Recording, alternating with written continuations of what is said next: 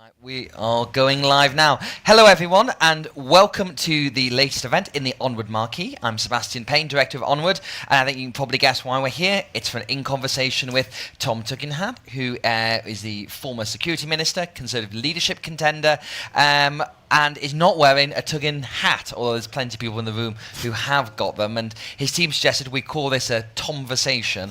I'm wincing, I'm sorry, okay? It's day 3 of conference, and we are all at that particular stage. We'll be running this for about an hour. We'll have half an hour of me speaking to Tom, and then we'll open up for as many questions as possible. We've got our lovely Onward assistants with microphones around there, and when we come to questions, nice, short and sharp to get as many in as possible. So, Tom, let's begin. Your kind of entry into the mainstream of politics was through foreign affairs, so I quite want to begin there because there's quite a lot going on at the moment. And when you launched your leadership campaign, you said that you were prepared to look at our membership of the ECHR. We're not saying we should leave, but that we should have a look at whether we should stay or not. Now, some other contenders have made comments about the ECHR going beyond the migration question, not least Robert Jenrick, who talked about this idea that the ECHR is meaning that special forces are choosing to kill terrorists rather than arrest them, which is a pretty serious accusation. I mean, I know you can't talk about what happened when you were Security Minister because you were doing state secrets at that point, but what did you make of that? Is there any truth to that? And how do you feel about the ECHR at the moment? Let me just be quite clear. There is no truth to it. Our special forces, like all our military, conduct their operations under the law of armed conflict.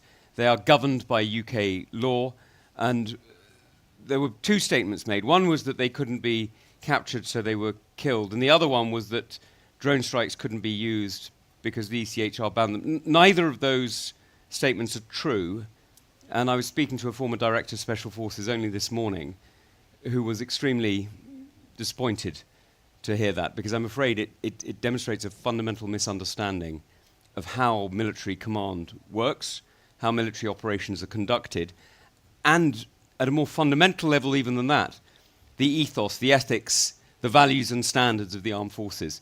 The UK armed forces are a lawful organisation, by which I mean that not only that they are created in law and they have law at their core, but actually they uphold the law, they defend the values of the United Kingdom. That's exactly what they do. And to suggest that they do otherwise, I'm afraid, is very damaging. And when you think about the ECHR, has your position changed or morphed throughout this contest at all? You've probably been asked this about 100 times already, but obviously in the past you've always said that leaving the ECHR poses a lot of questions, not least when we think about the Five Eyes relationship, the Good Friday Agreement, the TCA agreement, all those things, and I'm sure they can all be resolved. They're very complex, but is it still worth that conversation we need to have? Well, this is something I've been talking about since 2013. As you know, the first thing I did when I left the army was to, actually the first thing I did was to get married. But after getting married, the first thing I did was to write a policy paper for, am I allowed to mention a rival think tank? Will you forgive me? Yes, thank you, whoever. There you go, I apologise. So I wrote a paper for Policy Exchange called Fog of Law, which was about legal intervention in the battlefield. And one of the things I talk about there is the ECHR in war, because there is an effect in military operations. But there's also something called derogation, which is the legal term for opting out. Now, different countries already opt out. France opts out of the ECHR in times of war or national emergency and makes it so that troops can operate in a way that is appropriate to combat and not in a way that would be appropriate, say, to policing or running public order in the United Kingdom or whatever it happens to be. And that's already a capability that we have. And my argument in 2013 was that we should use the powers within the ECHR to do exactly that, to opt out of those areas that are troubling. But it's also true, and I raised this at the time as well, so this is, what is it now, 11, 12 years ago, something like that. I raised at the time that actually we need to reform elements of the ECHR. And one of those areas we need to reform is the fact that since the 70s and 80s, really, we've seen much more dynamic interpretation, I think is the language that lawyers use. I'm looking at somebody who looks like they're legally trained, so they're challenging me there. And the alignment, the dynamic interpretation means the way in which the treaty isn't just being applied, but is being interpreted. And so that's the second area where we need to reform it. And by the way, that's not just a problem for us. We've lost about 4 or 5 cases in the last decade. The French lose about 20 cases a year. The Germans lose a similar number. Many other countries lose more because, of course, it's based on British law. Right? It was, after all, written by a Conservative Attorney General, Douglas Maxwell Fyfe. It was imposed on Europeans, not European in its agreement, if you like.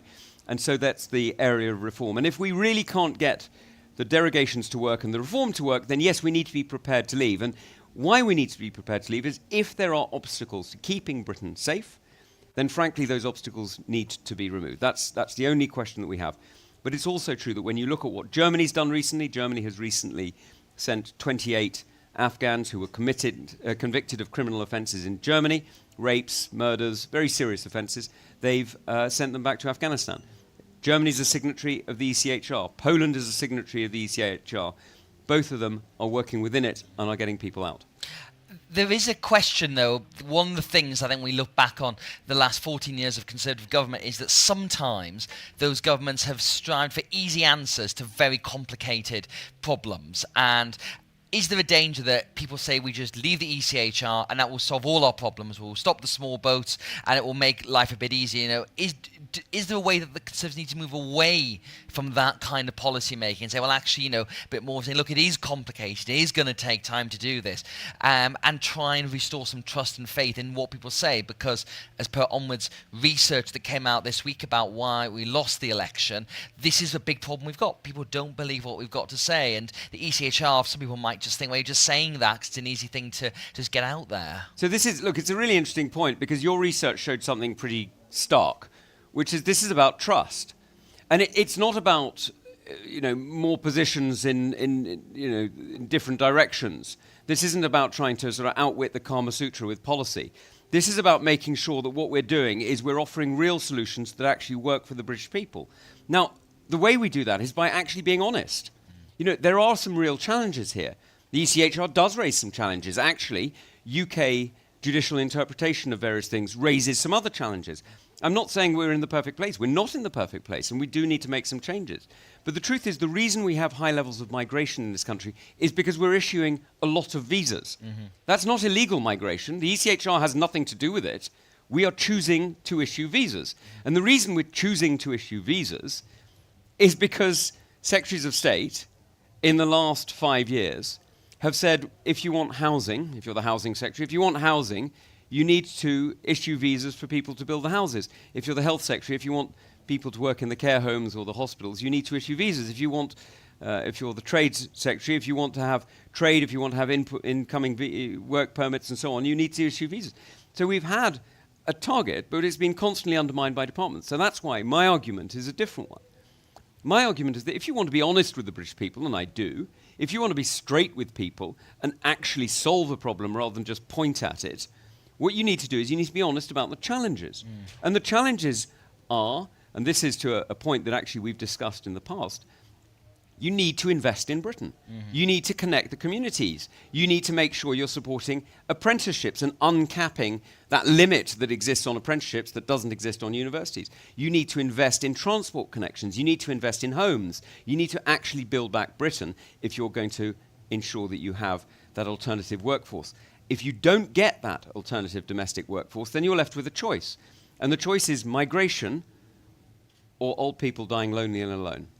Now, nobody is going to make that choice easily, and that's why we need to make sure what we're doing is we're training nurses here, we're investing in the United Kingdom, we're actually enabling people to get to and from work through transport connections, investments in buses, bizarrely, will probably do more for reducing migration than many of the policies that we hear. Because the truth is, if you can connect people to homes, connect homes to work, and connect work to growth, then you will get a changed migration scene. I'm going to come on to domestic economic things in a moment, just to finish on more foreign matters. Obviously, it's a very worrying international time with the situation in Israel and the operation that has begun in Lebanon at the moment. How would you rate the Labour government's handling of this? And if you were leader of the opposition in a month's time, what would be your approach to this? How would you like to guide relations with Israel with regards to, what we're seeing right now on the ground? So let me be frank. I think the Labour government have done incredibly badly.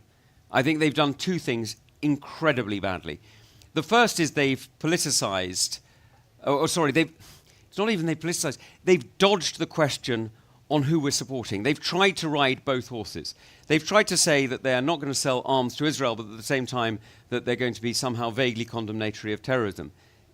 The truth is, Lebanese Hezbollah have killed tens of thousands of Lebanese people over the last 30 years. You know, when I was a journalist in Beirut in the late 90s, Lebanese Hezbollah were capturing, torturing, and killing Lebanese civilians in order to achieve their aims within the state. They have destroyed the Lebanese state so that it is now a shell of what it used to be. It's effectively a terrorist group has taken over part of, not all of, but part of the Lebanese state. It's an organization that literally engages in child trafficking and is one of the world's biggest drug networks. It's killed tens, possibly hundreds of thousands of Syrians, and all under the direction of the Ayatollahs in Iran. And you want to equate between that and a democratic state that is defending itself. I mean, that is a remarkably unwise thing to do. Remarkably Why do you think Labour's doing that? You'll have to ask them, but it looks like what they're trying to do is to appease their left flank. It looks like what they're trying to do is they're trying to appease that part of the Labour movement that has traditionally been of the hard left, of the Corbyn supporting type. And it looks like that's what they're concerned about. But the truth is they shouldn't be concerned about that. They should be concerned about what's in Britain's interest. And I tell you what's in Britain's interest. It is in Britain's interest to make sure that terrorists are not free to fire missiles at civilians in democracies. It's in Britain's interest to make sure that we have connections, strong connections, with important intelligence allies and partners in the region. It's in Britain's interest to make sure that we stand up for the rule of law and defend our allies and our friends. What Lebanese Hezbollah is a vile terrorist organization, and we should be absolutely clear in condemning it. Absolutely. Now, let's move on to... thank you.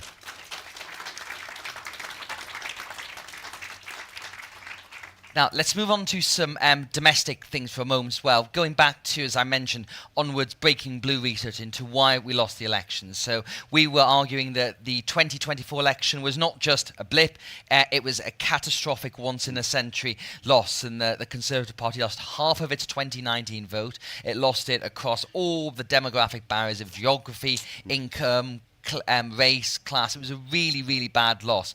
And particularly, 23% of our vote went to Reform, 7% went to Liberal Democrats. Now, some people might look at your candidates for leadership and say, I think Tom would do a great job at winning back the lost votes to Liberal Democrats, that you represent a southeastern seat. But then you've got all those seats where the Conservatives are facing off Reform.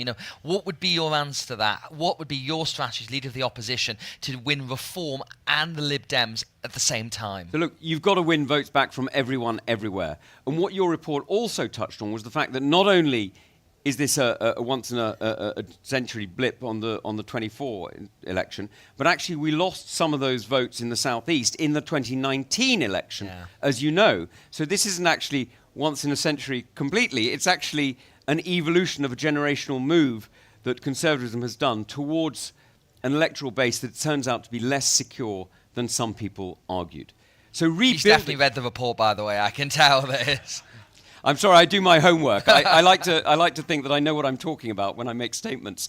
And the reality is that when you see the report like yours, the truth is that what you've got to do is you've got to remember that you're trying to build a coalition of people across the United Kingdom for a purpose. And let's be honest, of course, I'd love the hard left to vote Conservative. I'd love them to see the light and come and have that moment of awakening. But I don't believe it's going to happen. What I want to do is I want to build a coalition of people who understand what it is to grow our economy, who understand what it is to be aspirational and to take the risk, the calculated risks, to start a business, to invest in their future and to work hard towards it. I want to build a coalition of people who understand the importance of education, who understand the importance of connections between our communities, and who are passionate about seeing our country prosper into the future. Frankly, my mission is simple. It's the prosperity and happiness of the British people, and that's what I'm working towards. Now, to build that coalition, you need to do several things. Of course you need to talk to Lib Dem voters. Of course you need to talk to Reform voters. But mostly you need to talk to people who, for one reason or another, saw us at the last election and thought that, frankly, the last 4 years meant that we were incompetent and incapable of actually governing this country properly. We need to be serious again. We need to restore trust and bring leadership back to this country. That starts with leadership of the Conservative Party so that we can get really serious people elected again. But it also means being serious about the investments and the choices we need to make. We've spoken about migration. Let's also be clear.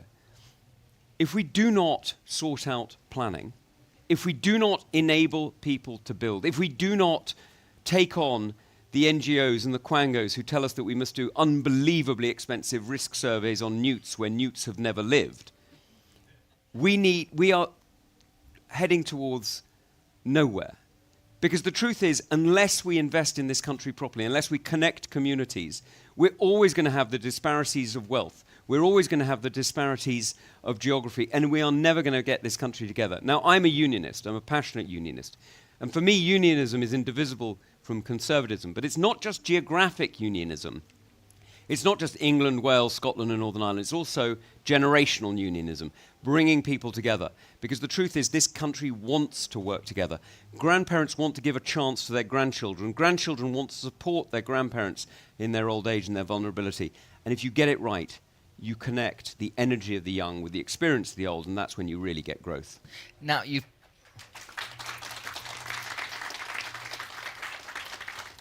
picked up again on another theme of our recent work, which is trust and competency. And the biggest failure the Conservative Party had was the British people just gave up on trusting what the party was saying. They didn't believe they were going to do what they said when they would govern. There was a load of promises were made in the 2019 election. Obviously, we had a pandemic and 2 wars that makes it difficult to disrupt that. But fundamentally, voters still felt they don't trust what the party says and they don't think it's going to do it competently. When you're in government, you can pull levers, you can do things. When you're in opposition, it's a lot harder. So on that basis, how would you regain the trust of those voters we lost? So under your leadership, what would you be doing to the voters who have been with the Conservatives maybe in 2019 or maybe before, but then just felt, you know what, I'm going to give the other lot a try because I don't trust you guys. And if they feel that they're unhappy after the first term of a Starmer government, winning them back is going to be tough. So how do you go about it? Well, look, you're right. It's really difficult to prove competence when you're not governing. But luckily, we are.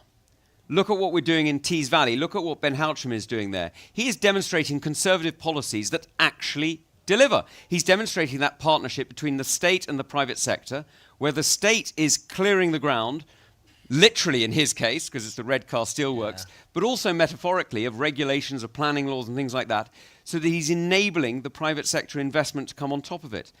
Now, that's a huge commitment he's made. Yes, of state money, but guess how much it's cost? It's cost nothing. And the reason it's cost nothing is because he's got the investment in quickly to follow it. So actually, he's already made it work. Now, that's an example of the public-private partnership, because as Conservatives, we believe in the state. Of course we do. We believe in the armed forces. We believe in the importance of the state to keep us safe and to keep justice done and to keep us protected. But we also know that the state is not the same as society. Society is everything from the family to business to charities and all those areas working together. So we are in government and we've got to demonstrate those Conservative values. Now, as leader, I'll tell you what I'll do. I will make sure that our shadow cabinet has representatives from across the United Kingdom, particularly from Wales. And the reason I say that is because we don't have any MPs in Wales today. That is really serious. That is a part of the United Kingdom that is not represented by Conservative voices in Westminster.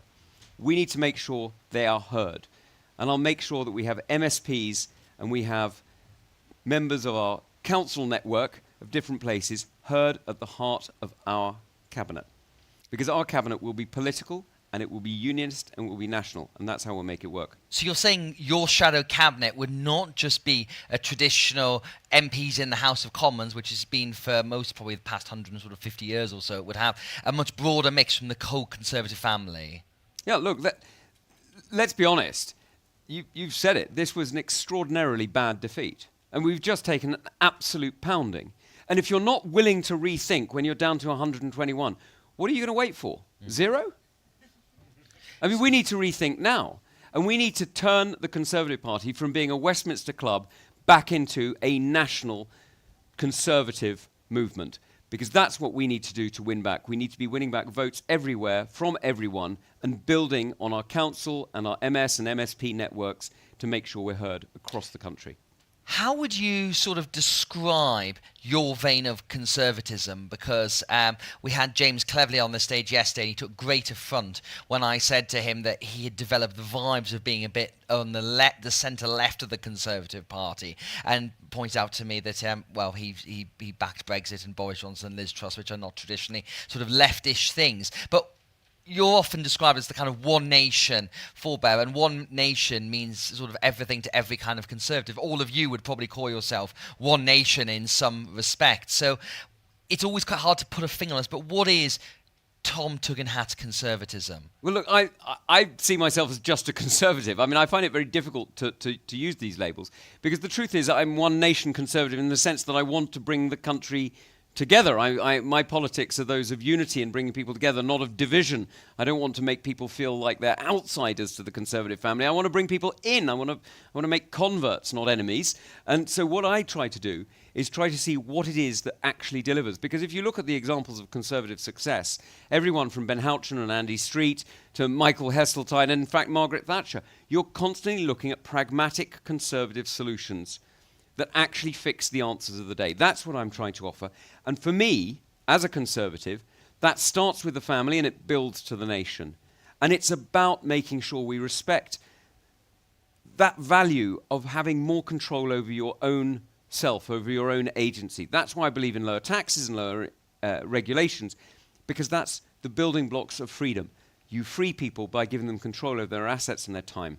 Do you think the Conservative Party and the centre-right has got a tonal problem at the moment, that it's maybe been too hectoring sometimes of people? And I'm not referring to any particular individuals or leaders at the moment, but you're talking about bringing people together and not making enemies. There are some people who don't take that approach, and what would be how would you tackle that? Look, my view is that when you have taken a pounding like ours, you can either rely on your core vote and hope that it won't dissipate any further, or you can try and build back. I think you've got to try and build back. And if you're not willing to make converts, you will not build back. And so you can hector if you like, and you can shout at people if you like, but the truth is, as the old parable goes, the old man takes his coat off for the sun, but not for the rain. You need to make sure what you're doing is you're encouraging people to come towards you. And that's why tone does matter. Of course it matters. One of the reasons so few young people voted for us is not because they disagree with our policies. Just go and speak at any school, and everybody there is more inspired by Dragon's Den than by any socialist manifesto. Karl Marx doesn't get a look in. What people are put off by is not our policies, it's our tone. And we need to make sure we're reflecting that tone properly as an open, as a compassionate, as a pragmatic, as a practical Conservative Party that's here beside you to fix your problems, to help you in having that agency, in making sure that Britain is better and life is better for you.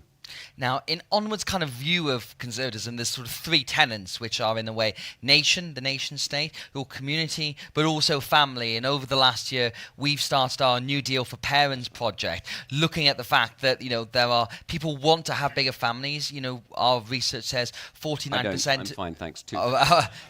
I'll say 14. Well, this stat I'm about to give doesn't quite apply to you, which is that 49% of women would like to have more children than they're able to, but have faced various barriers to it. And so the question is, how would you tackle that? And obviously, talking about family is something that Conservatives have used to do a lot, but then have sort of pulled back a bit as well. And I'm wondering, how central is that to your pitch, and how would you go about trying to strengthen the family as a kind of unit within society? Well, look, I mean, Seb, we're in a slightly odd position where Seb knows my family very well. So you know that family means everything to me, and it's fundamental to who I am. And by the way, if anybody needs childcare done, Seb is great at looking after kids. So I'm just saying. They're still alive. Is the main thing. Am I ruining your street cred? I'm so sorry. Look, the family is fundamental to me, and making sure we're building on families and supporting families is absolutely key. And I've spoken about the fact that I want to see the family better recognised in the tax code. But one of the things that people always hear when you talk about family is that you're you're somehow looking backwards. I'm not. I'm looking forwards. My job is to support families, not to define them. How you define your family is up to you. And for some people, that will be a same-sex relationship, and sometimes it'll be a different sex relationship. Sometimes it'll include grandparents. Sometimes it'll include siblings. Sometimes it'll be made up of foster families.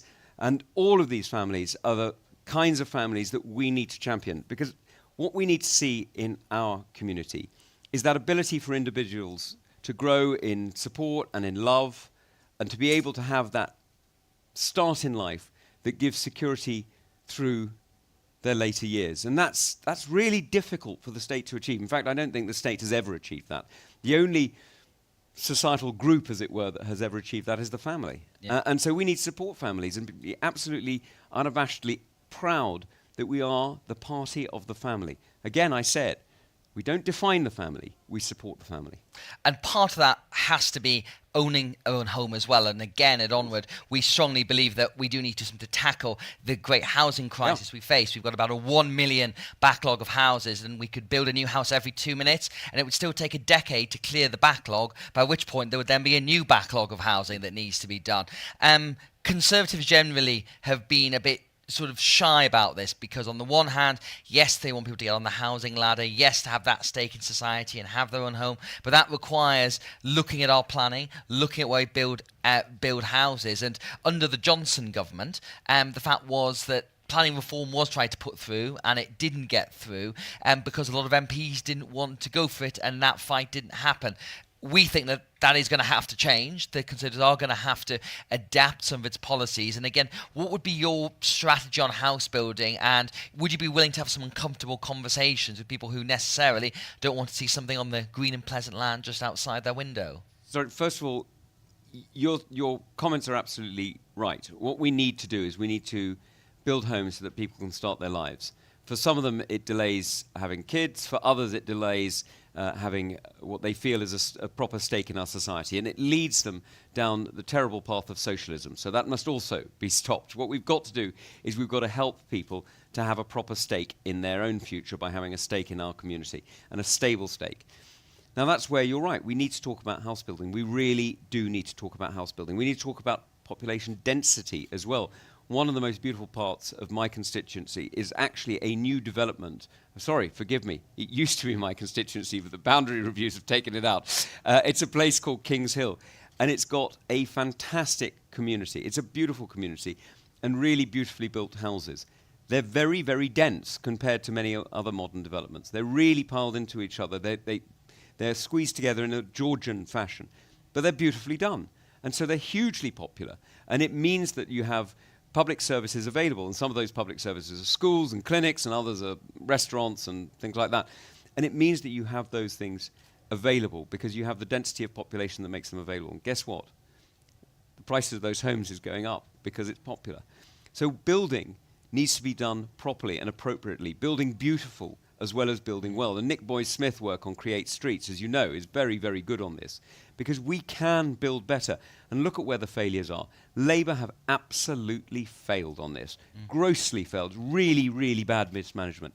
Because when you look at where we really need to see these houses built, it's in London, in Manchester, it's in Sheffield, it's all over these urban areas where we could really get much greater density and much greater opportunity. And people actually want it, because young people want to live near jobs, near services, near, and very often near their friends. But guess what? Labour have failed. Again, in London, Sadiq Khan has completely let us down. In Manchester, Andy Burnham has been an utter disaster on house building. We have not seen the growth of domestic populations in these areas that we should. So instead what we've got is we've got Angela Rayner telling us we've got to bulldoze fields. Well, that is, first of all, not the right answer because it brings no consent with it. Secondly, it destroys part of our green and pleasant land, as you rightly put it. But third, that's not where people want to start their lives. Where they want to start their lives is where there are jobs available, where there's opportunity, where there's friends, where there's family. That's where we want to be building, and that's my policy, will be to make sure that we champion building in the right places in our urban areas and get the density that makes it profitable. Now, we're going to do the quick fire round, which is always the most fun part before we open this out to questions. First, 5 or 10 years, when do the Conservatives get back to power? If you choose me, it'll be 5.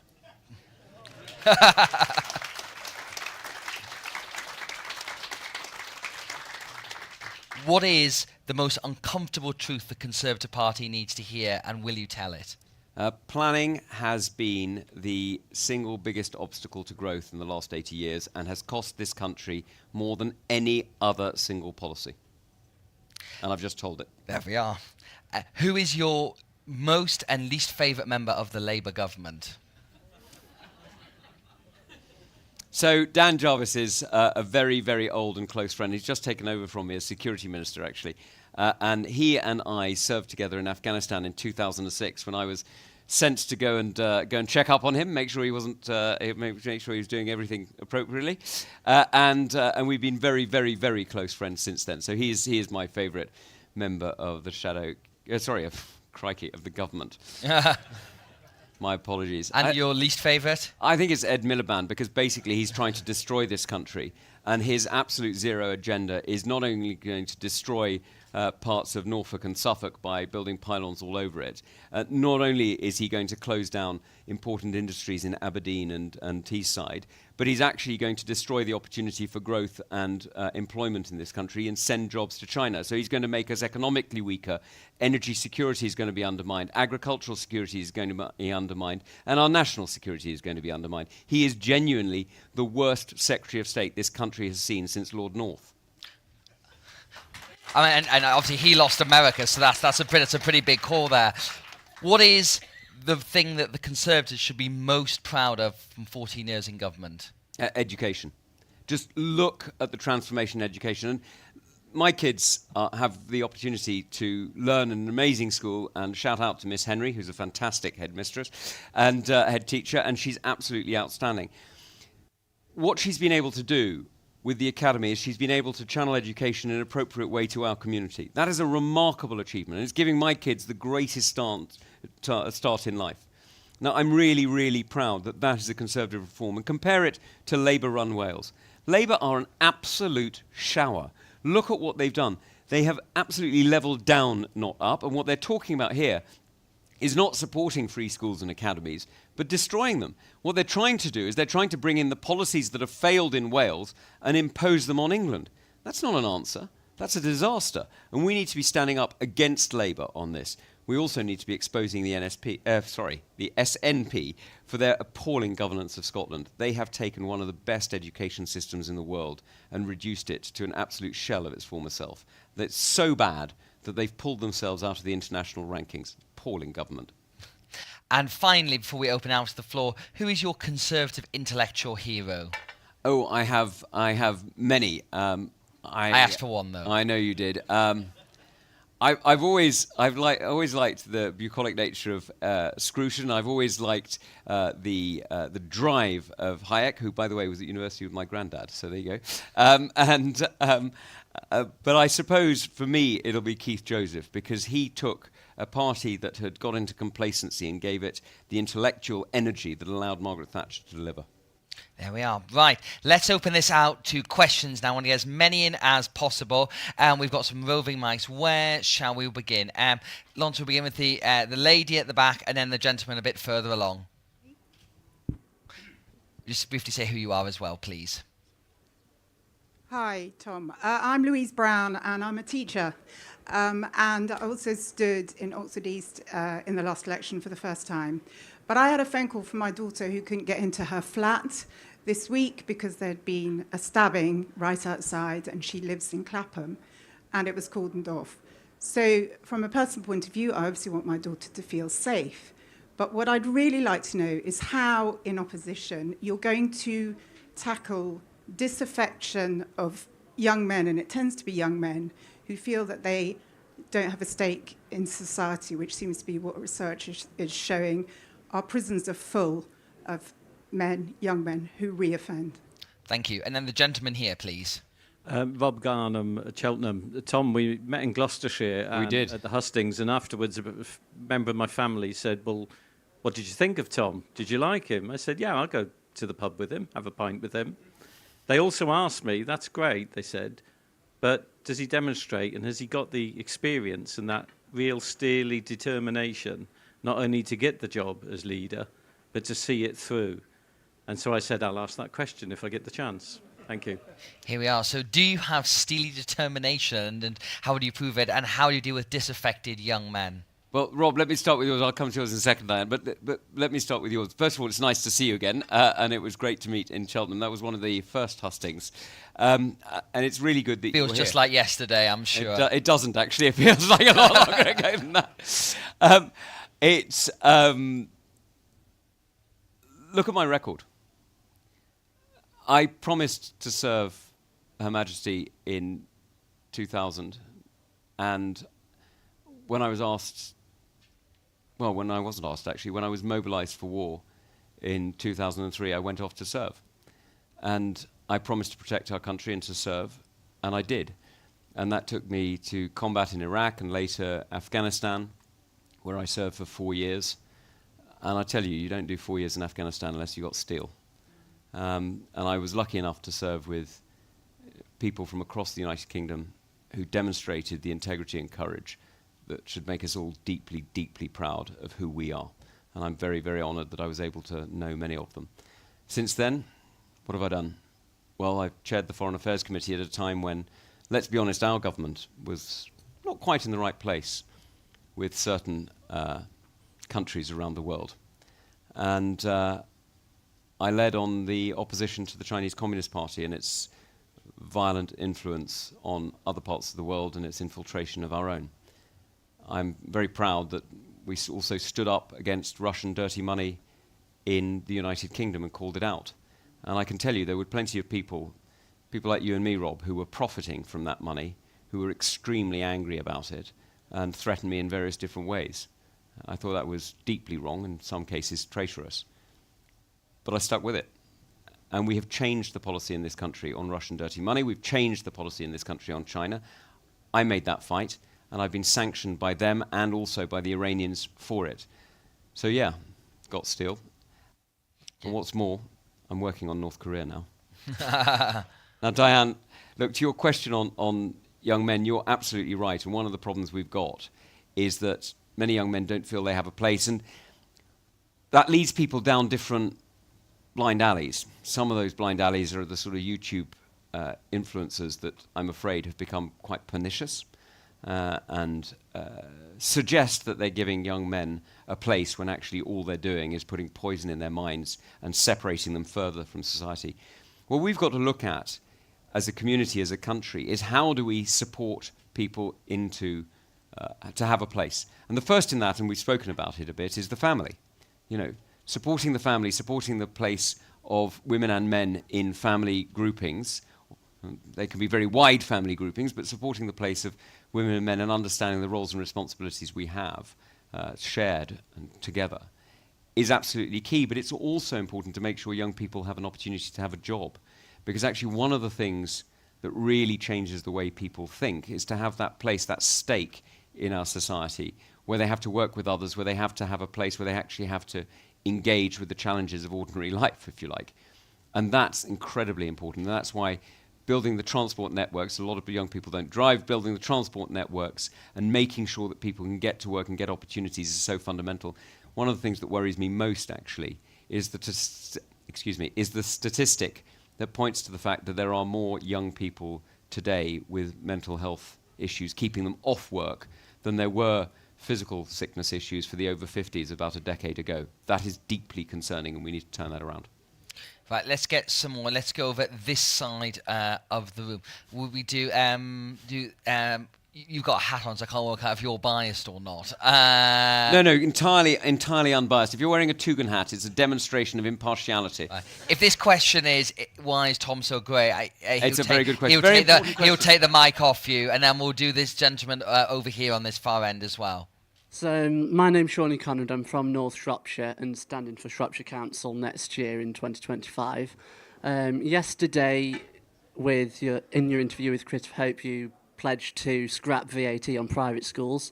As we know, Labour's plan on this is going to affect not just private schools with the closures, but also state schools, but also pupils with special education needs. That's right. And my question in relation to that is, under your shadow cabinet and also under your premiership as Prime Minister, what would your plan be to ensure that pupils with special education needs can achieve or aspire to be what they want to be? So I think that's a really... sorry. Always get the other question from the gentleman over here. Rick Brooks, Aberdeen in Scotland. And I was delighted to hear that you seem to have a grasp on how hard it is to be in Scotland with the SNP in administration up there.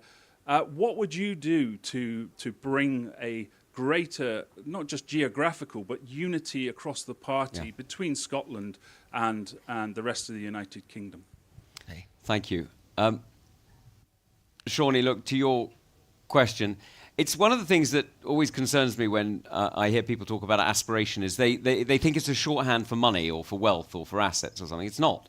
It means having a place that is appropriate to you, that challenges you in the right way, that supports you in the right way in our community and in our country.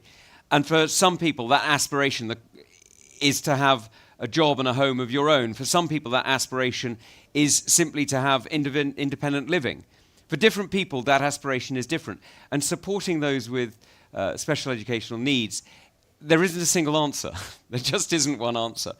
Because the truth is many people have different requirements. In fact, everybody's got a different requirement.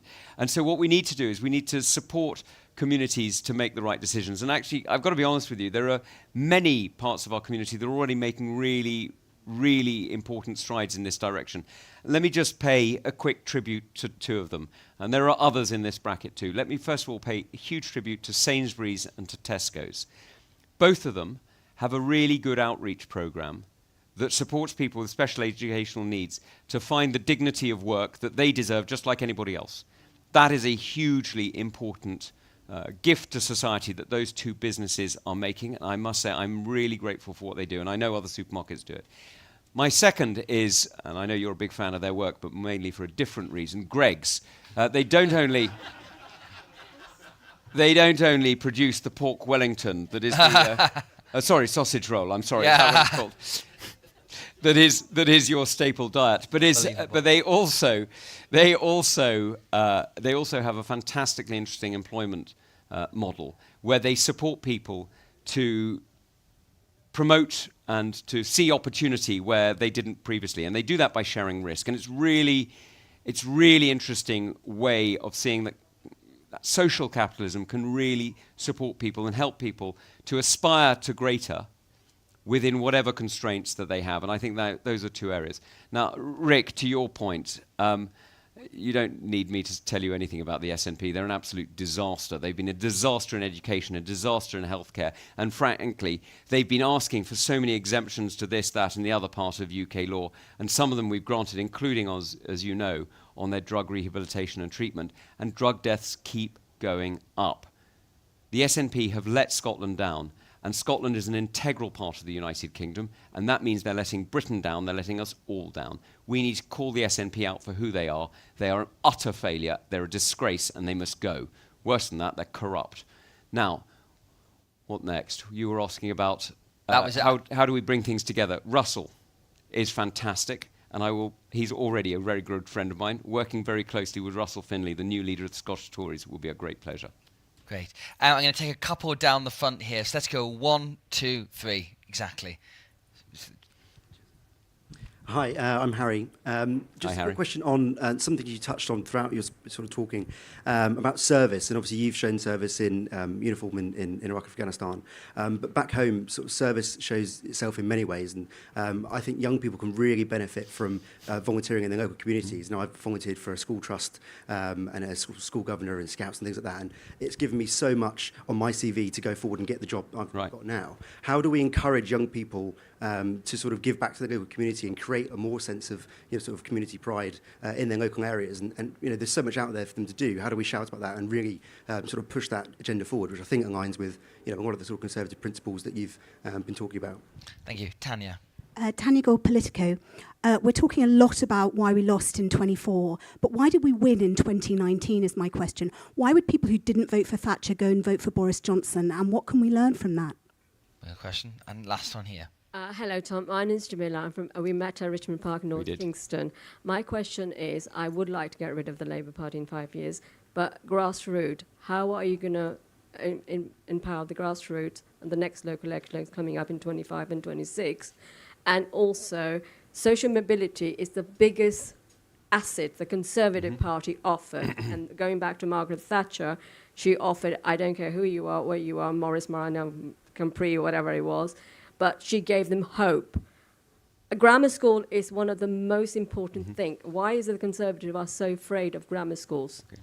Thank you. Right, so 2 election ones, and then Harry's one there about younger people in communities. So, Harry, first of all, the National Citizen Service that David Cameron invested in so heavily is a brilliant scheme. Look, when I was a student, one of the things I did was work in a night shelter for homeless people, and I have to say it gave me huge numbers of skills and a much greater experience of what it is like to be British well, it was 30 years ago, but in our country then, and I think volunteering is a massively underappreciated area of skill generation, if you like, where you learn how to be a citizen in our complex society. And so I completely agree with you. Championing that, supporting that, and valuing it are absolutely essential. And I'll make sure I do. And I just pay tribute again to David Cameron for what he did on that. And Tanya, your point about elections, look, every election's different, isn't it? I mean, one of the reasons why Theresa May nearly got there in 2017, but importantly didn't, was, as you know, the work that was done by James Kanagasuriam on the Red Wall pointed to the fact that what Theresa May was already doing was undermining that Red Wall. She was already making the progress in places like Bishop Auckland and Darlington and places like that where it was crumbling. But in 2017, Corbyn was seen as cuddly and reasonable. By 2019, we realised that he was anti-Semitic, that he basically hated Britain and he'd side with all our enemies. So it turned out that it was absolutely imperative, given how close he'd come in 2017, that he got nowhere near power in 2019. That was one of the drivers. The second driver was, of course, Brexit. I mean, the fact that we had been in that sort of chaos of limbo of the Brexit votes, the all-night sessions and all the rest of it, and we still hadn't got an answer, meant that people were just deeply frustrated. So those two reasons together, and of course Boris's extraordinary sales tactics, which he's a remarkable communicator, meant that we got over the line, and that was a remarkable achievement. Tragically, with an 80-seat majority, with Brexit and then with COVID, the opportunity to reset Britain was there. We didn't take it. And to your point on elections and opportunities, you're absolutely right. Building aspiration, that's exactly what Conservatives are for. Whether the aspiration is for people with special educational needs or the aspiration for people in education, you're absolutely right. And you're never going to hear me, a Kentish MP, arguing against grammar schools. Of course you won't. But aspiration is about much more than just grammar schools. And social mobility is about building homes, building communities, and building the connections between them. And that's what we need to be championing. Right, some more questions. Let's do some over Elliott's side of the room here. We'll take the 2 gentlemen there and then the gentleman at the back there. These 2 here, exactly. Thank you. Hello, my name is Jack Lewis, Policy and Campaigns Officer for the Duke of Edinburgh's Award. One of the big issues that businesses are facing today is a lack of soft/life skills amongst young people. So I'd be very interested to see how Tom, if he was Prime Minister of this country, when he what he would do to champion the soft skills both within the curriculum and also through voluntary activity and after school and extracurricular activity. Thank you. And then the gentleman beside you. Thank you. Tom, Hugo Rosemont, nice to see you again. Firstly, commend and thank you for your work with the security sector in government and your engagement with industry. And I'd just like to sort of ask a question reflecting business relations. So the Conservative Party, under your leadership, how would you seek to develop relationships with business in implementing public policy objectives? Thanks. Sure. Well, I think we had one more as well. It was that gentleman at the back. Ellie, just thank you. Thank you, Tom. I'm Terry Payton from Kingston. Nice to see you again. Thank you. And my son, you know him as well. I'd like to ask you a question about Lib Dems. How would we fight them? Because everything I've over Sunday lunch. Them, yeah. Everything I've ever had to deal with them, they just hate us. That's the reason they vote Lib Dem, because they hate Tories. And is there any hope for your brother? Look, let me start, Jack. I mean, basically, you've answered your own question. The Duke of Edinburgh Awards is a remarkable achievement by the late Duke of Edinburgh, now continued by the current Duke of Edinburgh, in championing an area of opportunity. You know, when it was founded, it was considered pretty out there, and it's now so fundamental to many young people's lives that it is where many people achieve the softer skills. But to Harry's point earlier, it's not just the Duke of Edinburgh on its own, and I know you wouldn't argue that. The D of E scheme at various different levels in silver and gold encourages you to work with charities as well. And so that partnership for soft skills is incredibly important. And Hugo, to your point on business, look, let's be clear what business is. Business isn't just some sort of, profit engine or avaricious movement. Business is the free association of free people together to achieve a result. That's all it is. The profit is the shared benefit of that labour, of that effort, of that energy and those ideas. We should be absolutely championing business because we champion freedom. We should be championing lower taxes because we champion freedom. We should be championing lower regulations because we champion freedom. And if you want to have ideas, if you want to have creativity, if you want to have profit, if you want to have taxes paying for supporting charities or supporting hospitals or supporting schools or whatever it happens to be, you need to make sure you're supporting business. And so I am absolutely passionate about supporting business. I think it's a fantastic way of demonstrating that you're supporting freedom. Now, to your point about the Lib Dems, all I can say is I share your frustration. The reality is that the Lib Dems are a party of protest. They are a party that does well when others do badly, and they do badly when others do well. You know that, I know that, and our job has to be to set out a clear, open-hearted, generous agenda to the British people that is reliant on, based on conservative principles and champions the views that we know we share. Now, when we do that, the Lib Dems crumble. When we don't, they rise. Frankly, my Sunday lunches can't take much more of it. So we need to make sure we're winning back against Lib Dems all over the country, but particularly in Kingston. Thank you. Right, let's get some questions on this side. We'll take the gentleman at the front, the gentleman on the side, and the lady here, please. Do you want to take this lady here first? The Conservative Party has been criticised for its internal conflicts and trust issues with leaders in recent years. What lessons have you learnt from previous governments and leaders since 2019, both internally and legislatively? Thank you. Then the gentleman at the front here. I know that you're prepared to let individual constituencies choose their own candidates, but would you welcome Boris Johnson as a future Conservative MP? And there was one more person like that, just right behind you. Oh, there we are. That's it. Thank you. I never thought I'd have to ask this question in Britain, but in recent years we've seen leaders and potential leaders of other parties be attacked because of their faith. You are a devout Roman Catholic. How will you deal with attacks from the media because of your religion? Three very deep questions. That's an interesting question. I'm reminded of that joke about the Jewish friend of mine used to say, I'm not a practicing Catholic, I've perfected it. That isn't true, by the way, that is a joke. Look, my faith demands a lot of me. It doesn't demand anything at all of you. And it has no implications for you at all. How you behave is between you and your God, or you and your conscience, or you and whatever you happen to believe or not believe. I'll do what I think's right, and other people have the right to criticise me for it. I think that's fair enough. But I am, let me be quite clear, I am a huge champion of things like equal marriage, which you may say as a Catholic runs counter to my faith. I don't think it does. I think it runs directly in line with my faith, because my faith demands freedom of conscience and freedom of belief, but it also means that I must grant freedom of conscience and freedom of belief. So for me, the two align extremely comfortably. In fact, they are natural partners. So that's where I sit on that. To your question on policy, forgive me, I can't. What was the? It was about the lessons that have been learned since 2019. Sorry, of course it was. Forgive me. Yes. Living. Look, the first lesson is: can we please stop the infighting? I've just had enough of the Westminster Games. We are not a party for ourselves. The purpose of the political party in Westminster is to serve the country. If you don't understand that, if you don't understand that as a Member of Parliament your job is to serve the British people, get out. And as leader, if you won't get out, I'll show you the door and I'll help you through it. Because the fact is, I've had enough of this. We've seen waste in the most extraordinary kind. And I don't even mean financial waste. I mean the waste of time, the waste of lives, the waste of opportunity that we have seen in recent years has just enraged me. One of the things that I spoke about, I touched on when Tanya raised it, is at COVID, we ended up with a moment where we could have reset the UK. With Brexit, we could have reset our engagement with the rest of the world. And with 80 seats, we could have carried any policy through. And what did we do?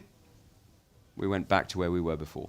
That was a huge wasted opportunity. Now, I know people were busy with COVID, but hell, we built the welfare state while we were fighting the Nazis. You know, this is extraordinary that we simply weren't able to offer the leadership and the organisation and the competence, frankly, that delivered the changes that this country needs. And you know, there are moments in life, there are moments in public life when, if you like, the iron is red and hot and malleable. That was one of those moments. And then it cools, and it gets harder to beat and harder to change. We need to make sure that when those moments are there, when the politics and the opportunity are lying and the steel is able to be twisted and bent into a better shape, we take that opportunity and change this country for the better. And finally, this gentleman's question about Boris Johnson as a future Conservative candidate. Would you welcome that? Look, it's up to him. And it's mostly importantly, it's up to you. Because it's one of the things I'm going to do is I'm going to make sure you're able to select candidates earlier so that you get the candidates you want and you don't have them imposed on you. You choose a Conservative. It's up to you to choose them. Great. I think we've got time for one last round of questions. Let's go. Oh, God, it's so hard to choose. I feel very guilty now. I'll go for the lady here, the gentleman here, and then the gentleman there. Thank you. Hi, I'm Hannah from University of Birmingham. I work with a lot of academics across social science, and a key theme of our policy work is around preventative and early intervention, and that seems to be a real theme going to the fringes at conference within mental health, healthcare, youth crime. I just wondered is that going to be a priority for you in really focusing on that early prevention? Yes, and I spoke about it yesterday. I was going to get a couple more questions. Sorry, Tom. Thank you. Gentleman in front. Sorry. I'm Brian Murphy from Pembrokeshire. I'm a retired police officer. My question is relating to crime, particularly knife crime. We've got teenagers killing other teenagers at the moment. Now, there are enough laws and legislation already. You've got going equipped to offensive weapons, pointed bladed articles, and a whole host of other things. We don't need more legislation. What we need is support from politicians and other leaders in society that if they see a police officer sees a group of 10 people, they knows one of them's got a knife and they recover the knife, it's a successful search. It's not only a 10% success, it's 100% success. And we need to have more people coming out. Will you be backing police officers and supporting them when they're doing their job? Thank you. And then one last quick question so Tom can get the answers on those. So this fellow here. Thank you very much. If China invades Taiwan, would you go to war? And do you think that we are ready to face a war with China? Fine, there we are. Okay, so the first question is, yes, early intervention is incredibly important. I spoke about it yesterday at the Centre for Social Justice, because the points that you're raising are incredibly important. That's why I champion family but don't define it, because actually, when you're looking at early intervention, the best early interventions that we found, unless you're going to tell me otherwise, are ones that work with the family. Now, that may be early education, it may be in terms of childcare, it may be in terms of later education, but all of those, nutrition and so on, you know, when they work with the grain of the family, they tend to be much more successful than when they don't. To your point about policing, sir, you're absolutely right. And let me just say my enormous respect, and by the way, thanks for your service, because policing is unbelievably difficult. I used to think when I was soldiering that actually policing was harder, because I was able to go... Sorry? You've done both? Well, you know what I mean then, because when you're soldiering, you're serving abroad in a different community, and then you come home and you're in your barracks and you're on your base and you're separated. When you're policing, you're living within the community that you're on the front line on. It's a very different relationship. And it requires some of the most extraordinary diplomatic and interpersonal skills that I've ever seen in human beings. And I have huge respect for police officers. So you're absolutely right. Understanding what the statistics really say is important. But it's also really important to understand the tacit racism of low expectations. One of the things that struck me time and time again when I was security minister, and indeed before, is whose side are you on when you're policing? Or whose side are you on when you're in government? Now, I'm on the side of the parents who want their kids to be safe. I'm on the side of the mother who, when her son goes out, wants to make sure that he comes home that night and she doesn't have to go and identify his body in the morgue. And that's why I'm on the side of the women who know that when their son is being searched, it is actually for his protection, not just for the wider society. And actually, I tell you what, I've spoken to many many families where the parents understand what policing is for, and they hate the tacit racism of low expectation that suggests that it is culturally appropriate or culturally normal for a certain group within our community to be behaving differently from others. It isn't. We're all British. Everybody of every country, of every culture and every creed deserves the same protection from the British law as everyone else. This comes on to your last point, sir. Look, I don't think I want to predict war with anybody. I am deeply concerned by China's actions around the world. I think the actions they're taking here in the United Kingdom are particularly pernicious, and the way that their hostile activity is seeking to steal technology and influence our society is extremely damaging. And that's why I'm very proud that in the 2 years that I was the security minister, I passed the National Security Act, which meant that we arrested and charged more Russian and Chinese agents in this country in my 2 years than the previous decades. That's what Conservative leadership does. That's why I'm standing to lead the Conservative Party. We need to serve this country, keep ourselves safe, and offer the leadership that we need. Well, on that note, I think we'll put our hands together for Tom Tugendhat.